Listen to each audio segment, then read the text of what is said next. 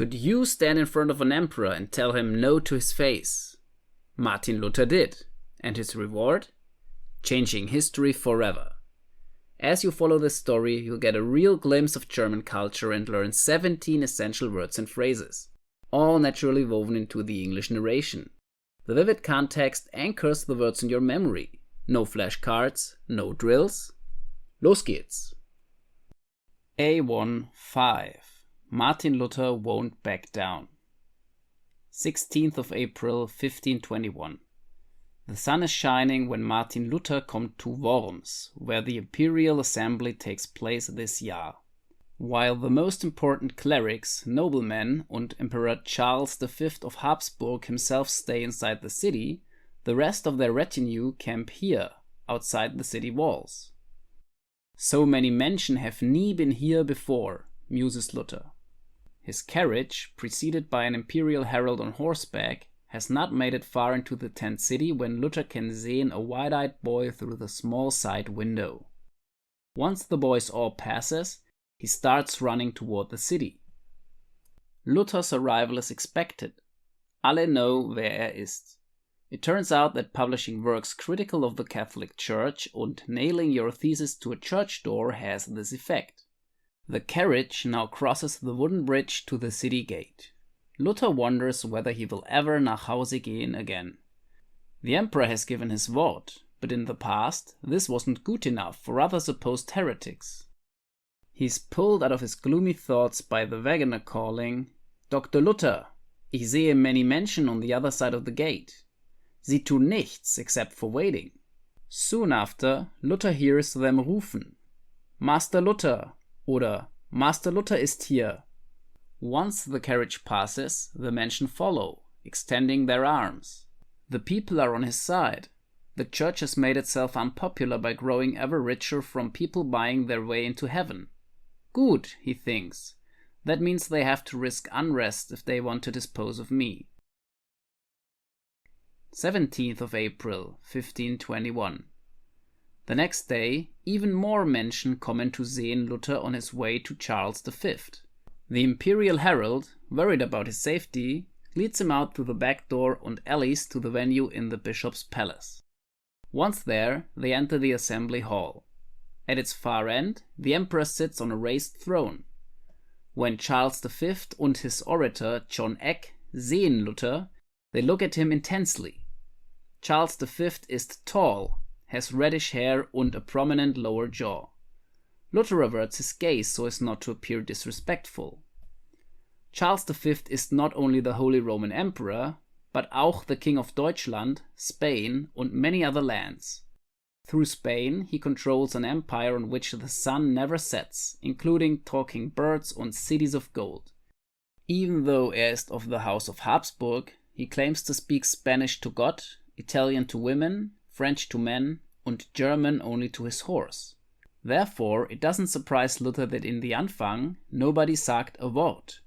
Then, the emperor's orator, John Eck, speaks up. His discourse turns out to sign surprisingly short. Merely fragt, "Dr. Luther, will you revoke your teachings?" Luther is taken aback by the brevity. He has prepared a long discourse, laying out the reasons for his teachings, hoping to convince the emperor. But Eck denies him this chance. Without giving Luther time to think, fragt again. "Will you revoke?" At this point, Luther is reeling.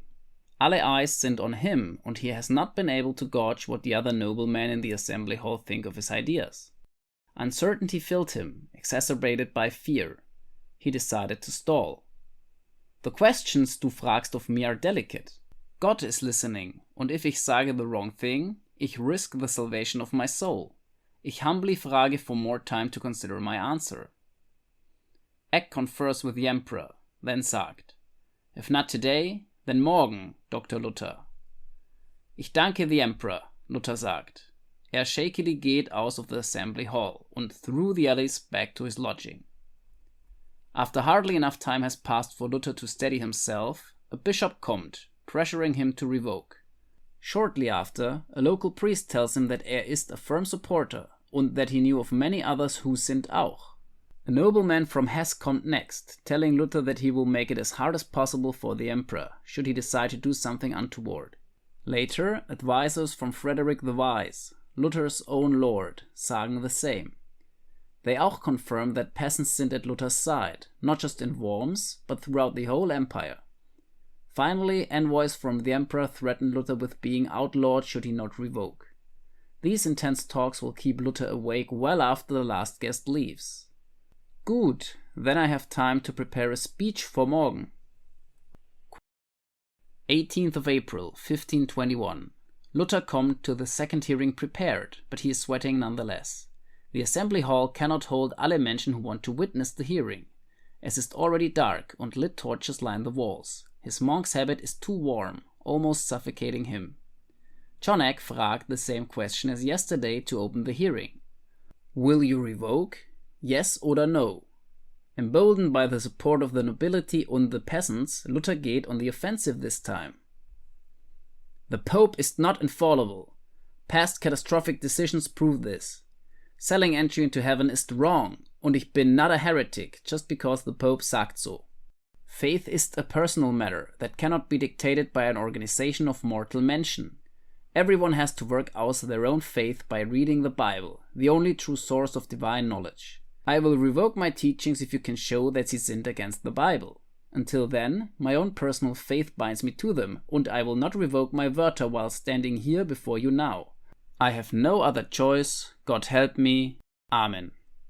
No one sagt anything after Luther's speech. Many noblemen look at him approvingly, while most clerics frown. The emperor's eyes bore into his, with thinly veiled contempt. Charles V eventually replied, You think your own personal faith outweighs the 1,000-year-old tradition of Christianity. Du bist indeed a heretic. Du bist dismissed. We will now decide your fate. Stay in Worms until you hear from us. Despite his strong Wörter, the emperor cannot tune as he pleases with Luther. The peasants sinned with Luther and might revolt if he were harmed. This issue is especially pressing since he knows that many noblemen, all the way up to the electorate that made him emperor only 2 Jahre prior, support Luther. Breaking his promise of safe conduct is off the table from the Anfang. To avoid revolts and civil war, he wants to secure the support of allen noblemen for his decision and then deal with Luther once things have calmed down. However, his plan has a problem. Some of the noblemen, first and foremost Prince-Elector Frederick the Wise, do not budge. So, the emperor forms a committee to try and get Luther to revoke through private talks. But in the end, that auch tut nichts. 25th of April, 1521. Since the committee has failed, Luther geht now nach Hause. For him, nach Hause means the monastery in Wittenberg. However, this journey will nie make it there. On his way, Luther passes through Oppenheim, Frankfurt and Eisenach, from where he sets out for the village of Möra to visit relatives. In the woods on his way back to Eisenach, someone suddenly roofed, Halt! The carriage stops. Luther hears shouts from outside. When he looks through the window, he can see a masked face. The door of the carriage is yanked open, and Luther is dragged from the carriage. Outside, a group of riders have aimed their crossbows at the wagoner and Luther's escort. They can do nichts as Luther stumbles away behind the horses. The masked riders bring him to a remote castle called Wartburg. It has a chamber used to hold noble hostages. After his abductors close the heavy door behind them, he sits down on a wooden chair and sighs. Safe at last. Ich danke you, Lord Frederick. Luther and Frederick, who owns the Wartburg, have arranged the staged abduction after the second hearing. Luther will now take up an alias and spend his days secluded here. Nie before did he have so much time on his hands. He pulls the Bible from a pocket of his habit. It's high time someone translated it into German, sagt. After all, how are Menschen supposed to find their own faith if they cannot read the Word of God? That was this week's part of our story series, where English gradually fades and German takes over. Each episode adds a few more words, and before you know it, you'll understand full sentences without even trying. Click the screen to jump to the next part, or let the playlist run and keep learning without any breaks. And if this method works for you, subscribe so you don't miss the next chapter. Bis zum nächsten Mal. See you next time.